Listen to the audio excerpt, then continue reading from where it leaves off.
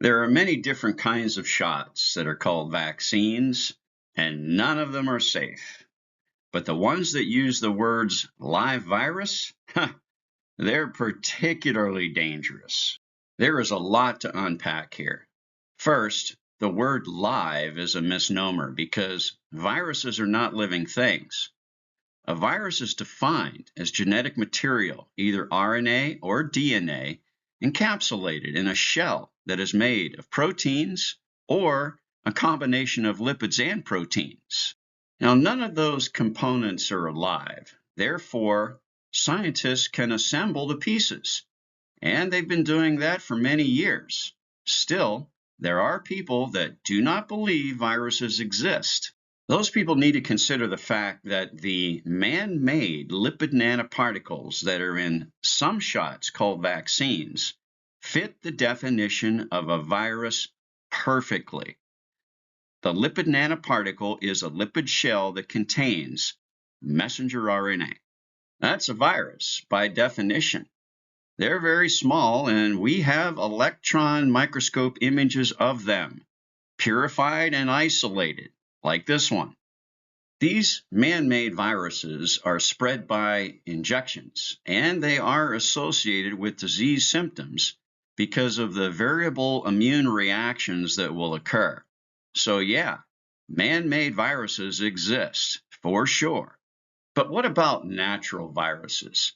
Since they are non-living things, they need living cells to copy them, to keep them in existence. Viruses do not copy themselves. Living cells make copies of the viruses that get released from the cells.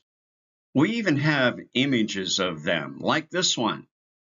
Now, I do understand and agree that they can look exactly like normal cell fragments that happen after normal cell death. Therefore, there is no way to prove that they exist according to some people. However, I believe there is a way to demonstrate whether they exist or not using an experiment that has never been done that I describe in this 33-minute educational video on Rumble. And if I'm wrong, I will gladly admit it. They use the words live virus if what they are injecting you with can be replicated or copied by living cells. And that's how they get the virus particles that are used in vaccines. Again, the virus does not copy itself. The cell uses its own resources to assemble new virus particles. Notice in this video of viruses called bacteriophages, which most virus deniers agree do exist, the bacteria that are not copying the viruses are growing, but the ones that are copying the viruses, shown in green, are not growing. That's because the bacteria are using their own resources to make more viruses, not more of itself. So the infected bacteria do not get any bigger. This ability to visualize is possible because of fluorescent tagging of viruses, something that has been commonly done in various ways for over 40 years. So, live virus vaccines have real viruses in a syringe that the vaccine manufacturers got from allowing live tissue cells to copy them, either animal cells or aborted fetal tissue cells. And that's what you're being injected with. And yes, you can get DNA from the animal or aborted fetus right along with it, verified in the vaccine package inserts that almost nobody reads, including the doctors, nurses, and pharmacists that administer them. So how do they know the injected live virus will not end up inducing the very disease symptoms that it's trying to prevent, like what happened in the 1955 Cutter incident with the polio shot? They don't. And it happens more often than you might think. In fact, on May the 9th, 2025, the FDA recommended the Chikungunya live virus vaccine no longer be used in people over the age of 60 because of a couple of deaths tied directly to the vaccine. The vaccine resulted in expected chikungunya symptoms that escalated to deadly encephalitis. What is chikungunya anyway? Well, it's a mild viral disease associated with mosquito bites that carry the virus in certain parts of the world, including South America, Sub-Saharan Africa, and Southeast Asia, as you see on this CDC map. People traveling to those areas are often encouraged to get a chikungunya vaccine, even though no countries require the vaccine for entry. Thankfully, most governments focus on mosquito bite prevention and vector control rather than vaccination mandates. Symptoms of a chikungunya infection include fever, rash, joint pain, and headache. The symptoms will resolve themselves within a few days without treatment in healthy people. As with any viral infection, people who are immunosuppressed are going to have a harder time. The mortality rate is extremely low. Nevertheless, the FDA felt it was important to have a vaccine.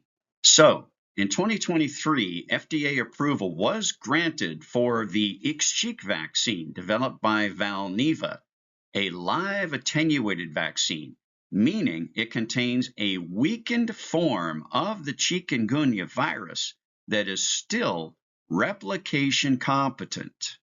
The approval came under the accelerated approval pathway, which allows licensing based on demonstrated antibody production, not prevention of disease symptoms. I'll say it again a different way. No field efficacy trial was conducted to directly measure reduction in chikungunya disease symptoms. All they cared about was serum antibody production that might predict a desired clinical endpoint. So, how do they get these serum antibodies? Well, they put supposedly weakened chikungunya viruses in a vial and shove them into you with a needle. And a couple of weeks later, you'll have serum antibodies. So you can either be exposed to the chikungunya virus by a mosquito by chance or with a needle on purpose. Take your pick. Either way, you will get serum antibodies. The problem with the needle route of exposure is this.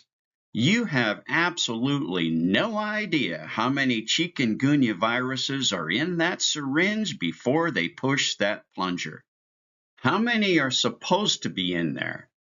Well, the vaccine package inserts always say, not less than, allowing the manufacturers to overfill them with no specified upper limit to make damn sure that what you get injected with has no less than a certain amount. So unless you use dynamic light scattering techniques to count the particles, you have no idea how many are in there. That's a fact. Check it.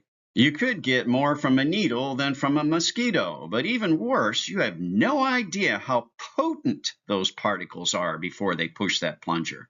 The viruses in the vial have supposedly been weakened by serial passage, so they can still replicate in human tissue, but not as efficiently as the wild-type viruses in the mosquitoes would. At least that's what the package insert says. So those are real viruses in that syringe that will get replicated in the tissues of the person that gets injected. Now, what human tissues are we talking about?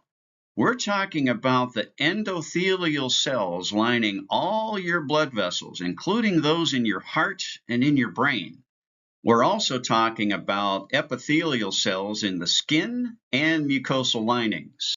And we're talking about muscle cells and joint cartilage cells. That certainly explains why people who allow themselves to be injected can experience chikungunya rashes, muscle pain, joint pain, and sometimes deadly encephalitis.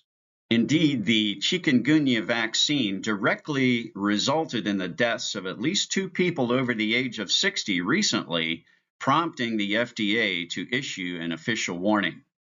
Why do these symptoms happen?